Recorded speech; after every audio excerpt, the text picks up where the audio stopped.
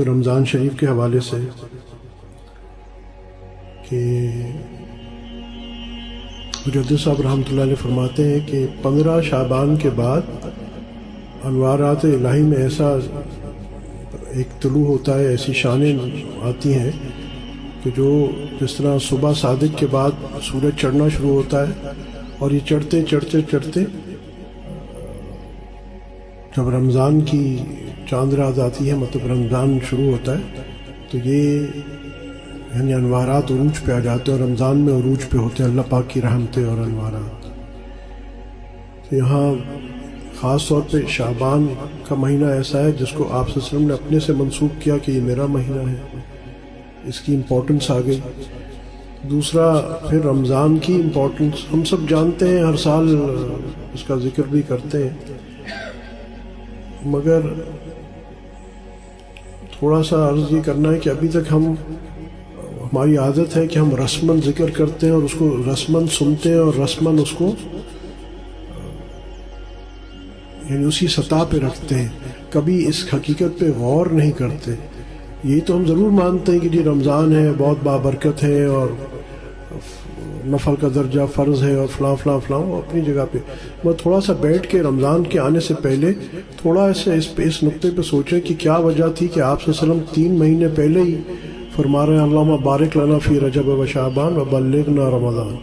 یعنی 2 مہینے 3 مہینے پہلے ہی یہ دعائیں شروع فرما رہے۔ تو ایسا رمضان میں کیا تھا جس کو پانے کے لیے آپ صلی اللہ علیہ وسلم متمنی ہیں اور امت کو بھی ترغیب دے رہے ہیں؟ تو اللہ کی کوئی خاص الخواص رحمتیں اس مہینے میں ہیں، رمضان میں۔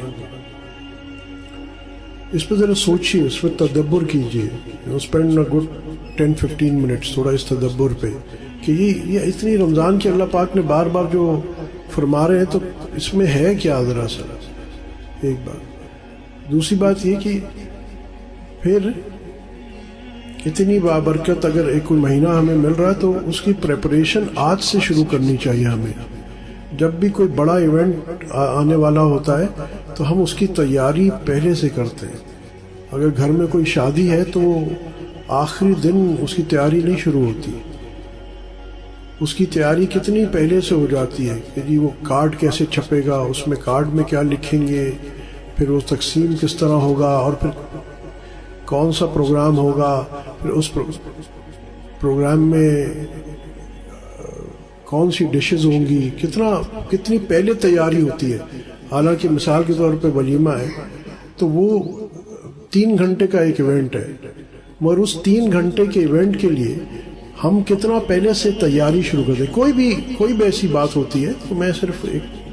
توجہ آپ کی دلوا رہا ہوں کہ جب ہم ایک عام چھوٹے سے ایونٹ کے لیے اس کی تیاری اتنی پہلے سے شروع کرتے ہیں اور اس کی ایک معمولی کیا کہتے ہیں باریکیوں کو غور کرتے ہیں، اس پہ غور کرتے رہتے ہیں کہ جی کارڈ میں کیا لکھا جائے گا، اس میں بصورت معذرت کس کے نمبر لکھے جائیں گے، کس کا نام لکھا جائے گا، وقت کیا لکھا جائے گا، اور پھر کھانا کس وقت کھولنا ہے اور اس کی ارینجمنٹ کس طرح ہوگی، کہ ہماری نظر میں ایک بڑا ایونٹ ہے نا، وہ اس واسطے ہماری نظر میں وہ ایک بڑا ایونٹ ہے، اس واسطے ہم اس پہ توجہ دے رہے ہیں کہ اتنی امپورٹنٹ یہ اوقات آ رہے ہیں، تو اس کی تیاری ہم ابھی سے کر لیں۔ اچھا، اس کی تیاری کیا ہے؟ اس کی تیاری یہ ہے کہ جس کی جو بھی پاسبلٹی ہو اپنے آپ کو ان ایام میں فراغت میں رکھے۔ کسی بیچارے کی ڈیوٹی ایسی ہے، کسی کی نوکری ایسی ہے، وہ نہیں کر سکتا، ٹھیک ہے، مگر بہت سارے لوگ ہیں جو اپنی مشغولیات کو کم کر سکتے ہیں، خاص طور پہ کاروباری لوگ ہیں، یا گھر میں بھی خواتین بچوں کے لیے عید کے کپڑے لینے ہوتے ہیں، جوتیاں لینی، جو بھی آپ پہلے لے لیں، رمضان کے انتظار نہ کریں۔ جو بھی رمضان کے لیے اگر آپ نے کوئی بیسن لینا ہے، راشن لینا ہے، پہلے سب چیزیں رکھ لیں، کپڑے، جوتیاں، جو بھی چیزیں تیاری ہیں عید کی رمضان سے پہلے کر لیں، اور رمضان میں کوشش کریں حتی الامکان اپنے آپ کو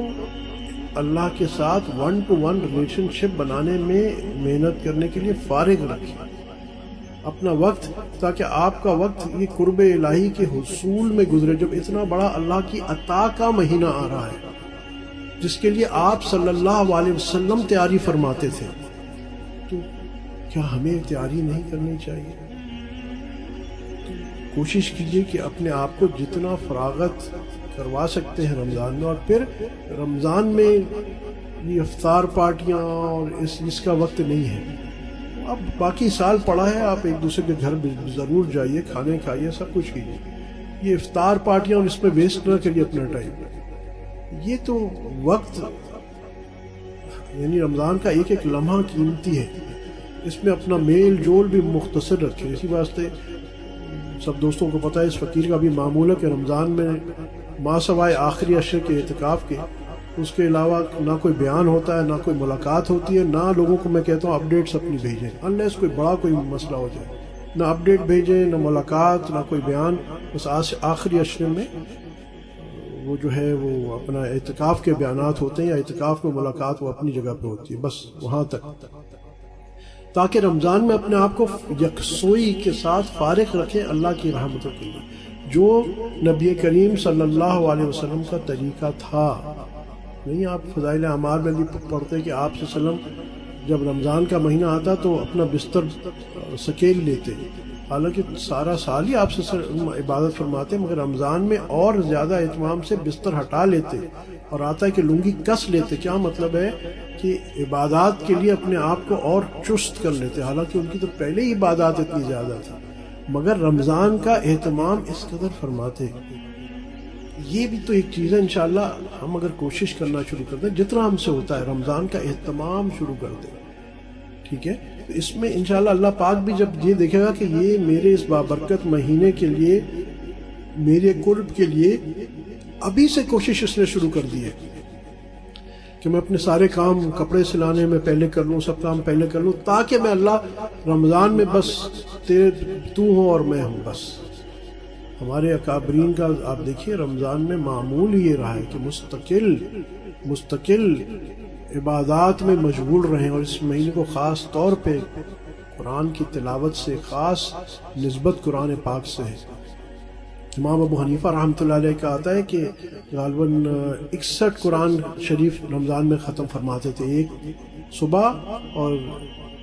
ایک رات کو اور ایک تراویح میں 61 قرآن پاک کا ختم فرماتے تھے۔ اور ہم نے خود کئی لوگوں کو دیکھا کہ ماشاءاللہ روزانہ قرآن کا ایک قرآن پڑھنے کا معمول ہمارے اعتکاف میں، ہمارے حضرت بھی ایک زمانے میں اعتکاف میں، اب تو مصروفیت اتنی ہوگی اور بھی، مگر روزانہ ایک قرآن پاک کا ختم فرماتے تھے۔ تو اس مہینے کو خصوصاً قرآن پاک سے نسبت ہے، تو جتنا ہو سکے قرآن پاک کو پڑھنے کا اہتمام کریں، اس کی تفسیر، اس کو سمجھنے کا اہتمام کریں، نعمت ہے نا۔ پھر دوسرا، یہ بہت بابرکت مہینہ ہے، جو صاحب یہ جو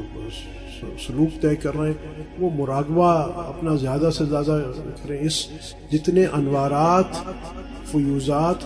رمضان میں ہوتے ہیں، اس کا باقی سال سے کوئی مقابلہ ہی نہیں ہے۔ تو یہ بڑا پانے کا مہینہ ہے، وقت ضائع کرنے کا مہینہ نہیں ہے۔ اس بات کا عزیز بہت اہتمام کیجیے کہ ہمارا وقت رمضان میں ضائع نہ ہو بلا ضرورت۔ اچھا، مردوں کے لیے خاص طور پہ سیاسی گفتگو، ٹھیک ہے، اگر آپ کو اپنے کاروبار میں جانا ہے کاروبار کیجئے، جو بھی ہے جب تک ہے، فارغ ہو گئے واپس آ جائیے اور اپنے معاملات میں لگ جائیے، قرآن کی تلاوت۔ حضرت شیخ الحدیث مولانا زکریا رحمۃ اللہ علیہ کا قصہ آتا ہے، آپ بیتی میں قصہ لکھا ہے، مختصر عرض کرتا ہوں کہ حضرت شیخ نے سے کوئی ملنا چاہتا تھا رمضان میں، کچھ پوچھنا تھا یا کچھ، کوئی حکیم صاحب تھے غالباً، تو انہوں نے کہا کہ میں سہارنپور جا رہا ہوں، حضرت شیخ سے ملاقات کرنی ہے، کوئی بات کرنی ہے۔ انہوں نے کہا کہ بھائی شیخ کے یہاں تو رمضان آئے ہوئے ہیں، آپ نہ جائیں۔ اس نے کہا رمضان آئے ہوئے تو کیا ہے، میں بس مختصر مجھے 10 منٹ کی بات کرنی ہے۔ وہ مختصر وہاں سہارنپور گئے تو دیکھا کہ حضرت نماز پڑھتے ہی اپنے نوافل میں آ گئے، اور نوافل کے بعد پھر اپنی قرآن کی تلاوت میں آ گئے، اور تلاوت کے بعد یہاں افطاری ہوئی تو مختصر افطاری کے بعد پھر نوافل، مغرب پڑھی، پھر نوافل میں، پھر تراویح، پھر وہ 2 دن تک وہاں رہے، مگر ان کو اتنا وقت نہیں ملا کہ حضرت شیخ سے 5 منٹ بات کر سکے۔ جاتے جاتے انہوں نے کہا کہ رمضان ہمارے ہاں بھی آتا ہے مگر بخار کی طرح نہیں آتا۔ قصہ ہے، آپ بیتی میں لکھا ہو سکتا ہے وہ کچھ کمی بیشی ہوگا کہ وہ 2 دن کی جگہ 1.5 دن ہو یا کچھ، بٹ یہ اصل حقیقت یہ ہمارا وقت کیا رمضان میں ایسے گزرتا ہے، ہمارا زیادہ وقت جو گزرتا ہے وہ یہی گزرتا ہے کہ یار آج بنس روڈ سے پکوڑے منگانے اور طارق روڈ سے ربڑی منگانی ہے، منع نہیں ہے، مگر وہ اس سب کا بھی اہتمام کریں، منع نہیں ہے، مگر پرائیورٹی پہ کیا رکھیں آپ، زیادہ وقت کس چیز میں گزاریں، آپ ذکر اذکار میں گزاریں، تلاوت میں گزاریں، آپ خود ایک قرآن کے مطالعے میں، قرآن کی تفسیر پڑھنے میں گزاریں، یا جو قرآن کے دروس ہوتے ہیں اس میں گزاریے، نوافل میں گزاریے، اور تھک جائیں سو جائیں، کوئی مسئلہ نہیں ہے، میں نہیں کہہ رہا کہ ہر رات پوری رات ہم جاگے رہیں، نہیں، آپ جب تھک جائیں سو جائیں۔ تو قصہ مختصر، آج سے ہی آپ اہتمام شروع کر دیجیے، انشاءاللہ آپ خود دیکھیں گے کہ اللہ کے فضل سے آپ کا رمضان کس انداز میں گزرے گا۔ اچھا، ایک گزارش کر دوں، اس بار بھی اتفاق سے رمضان ایسا ہے کہ انگریزی مہینے کے ساتھ ہی شروع ہو رہا ہے، جو ہماری ایک ترتیب ہے درود شریف کی پڑھنے کی، اور اس کا انداز شروع بھی 2-3 رمضان پہلے ہی ہوا تھا، تو اس رمضان سب سے درخواست ہے کہ درود شریف کی کثرت کا خصوصی اہتمام کریں۔ ہماری ایپ بھی ہے درود ٹوگیدر، اگین میں بار بار کہتا ہوں یہ ترغیب کے لیے ہے، اس کو ڈاؤن لوڈ کریں تاکہ اس میں آپ اپنا انٹر کریں فگر، اور اس رمضان